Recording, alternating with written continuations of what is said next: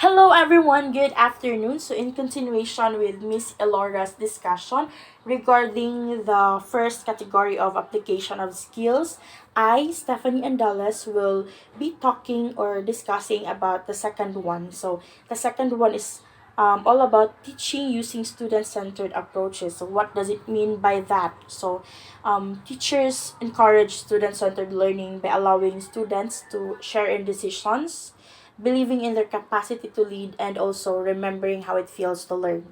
So learning is a process.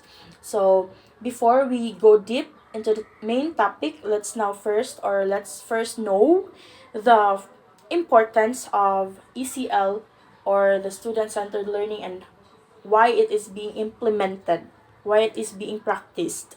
So the importance of it is it gives students the opportunity to decide two things. The first one is what materials they learn. The second is how they learn it. So this type of concept, or this kind of concept, is also sometimes referred to as personalized learning.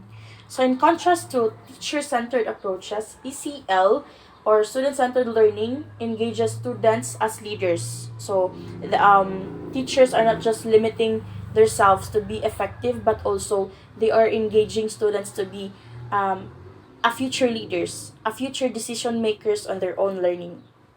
So that's the real essence of student-centered approach. Upon knowing the importance, let's now go to the sum category and talks about features of successful ECL programs. So as you've seen, I've listed six features, or six types of features. So the six features of successful ECL programs includes emphasis on project-based interdisciplinary learning. The second one is deep connection between curriculum and students' interest. The third one is assessment as a tool. Not just a literal tool that you can use, but a tool to measure learning and help students grow. So teachers are giving assessment tool to check if the students are learning, the students are developing. So that's the essence of the third one. The fourth one is meaningful feedback platforms, not just for students but also to families. So you need also to check if the family is okay with the way the student develops their skills. So feedback is very important.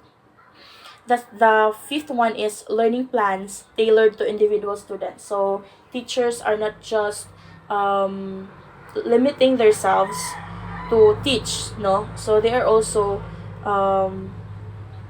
they need also to implement learning plans or learning routines for students to know, and also to give students the appropriate activities or discussions needed in a duration of um, class hours. So the last one is flexibility and adaptability. So this one is especially evident during this shift to virtual learning. So we are now facing or indulging ourselves in a virtual learning platform. So it's very important to be flexible and adopt sudden changes.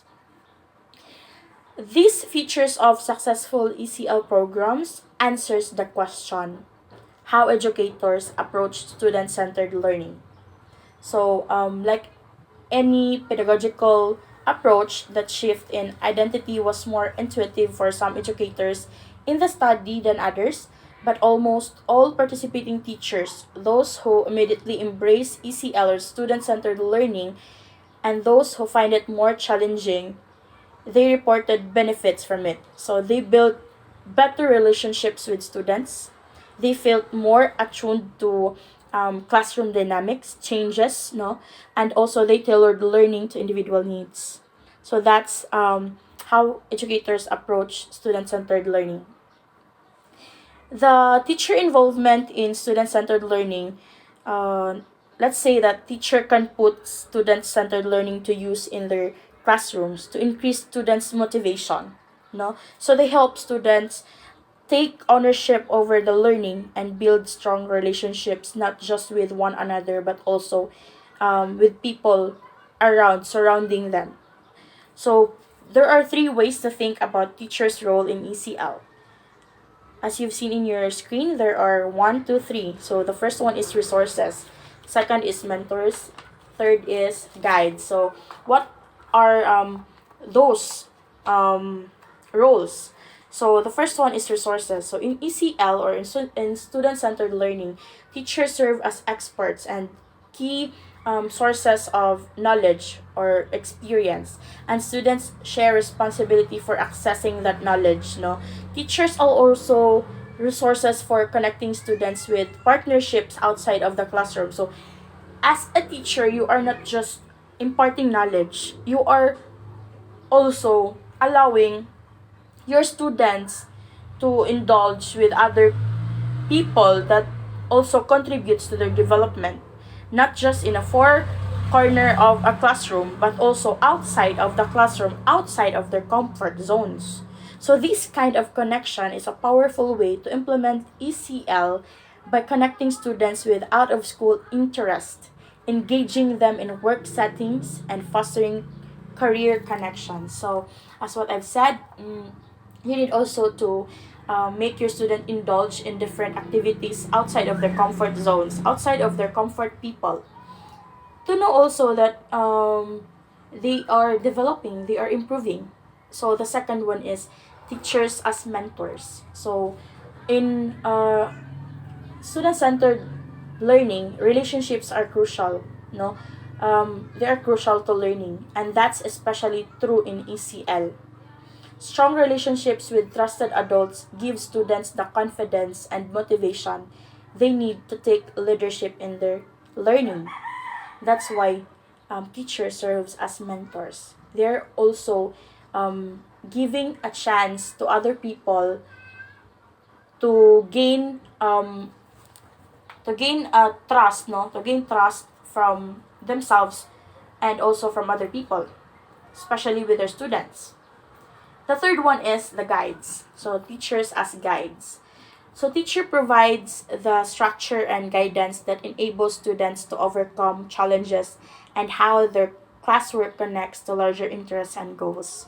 So being a teacher, you are not just being someone who teach. You're not just being someone who shares knowledge or shares experience, but you're also a guide to your students. So you are guiding them to the right path. You are guiding them to be better. You are molding them to be a better version of themselves. That's the main rules in of teachers in ECL. Now, the student-centered learning is a philosophy or an approach to education that is designed to meet the needs of each student individually. So this approach is basing on the students itself. So you are giving them a program or an approach that will see to it if the design of their needs are met. No. So according to Harrington, and to end this discussion, I will give you a short trivia. So, according to Harrington and De Bruler 2018, in a truly student-centered learning environment, teachers and students work collaboratively to co-create a learning plan or pathway that best suits the needs of each individual learner. In ECL, or in student-centered learning approach, teachers helps to create an environment that is personal to each student's learning needs. They serve as an architect of each student's learning experience. So, as you see, or as have you heard, no, na teachers are not just mentors. Teachers are not just resources of knowledge. Teachers not just guides, but also an architect that builds the self-esteem, self-confidence, motivation, dreams, goals, objectives of a particular students. So that's the essence of student-centered learning or student-centered approach. This will be your guide in the future purposes. So I will end this one here, and let's now hear the third category of application of skills.